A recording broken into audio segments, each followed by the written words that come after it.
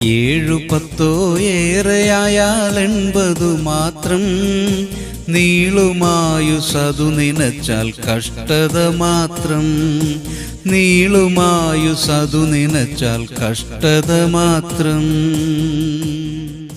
2 കൊരിന്ത്യർ 8:2 കഷ്ടത എന്ന കഠിന ശോധനയിലായിരുന്നിട്ടും അവരുടെ സന്തോഷ സമൃദ്ധിയും മഹാദാരിദ്ര്യവും ധാരാളം ഔദാര്യം കാണിക്കുവാൻ കാരണമായി തീർന്നു. ഏത് കാലത്തും എവിടെയുമുള്ള ദൈവജനത്തിന് അനിവാര്യമായി ഉണ്ടായിരിക്കേണ്ട ഒരു ഗുണമാണ് ഇവിടെ പൗലോസ് അപ്പോസ്തലൻ അടയാളപ്പെടുത്തുന്നത്.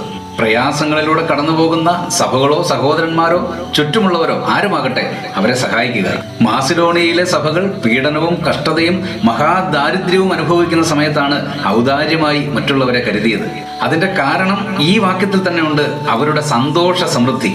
പ്രിയരെ, ആവശ്യത്തിലിരിക്കുന്നവരെ കരുതുവാൻ, കൈത്താങ്ങൽ നൽകുവാൻ, അത് സന്തോഷത്തോടെ തന്നെ ആയിരിക്കുവാൻ സർവേശ്വരൻ നമ്മെ സഹായിക്കട്ടെ. പ്രാർത്ഥിക്കാം.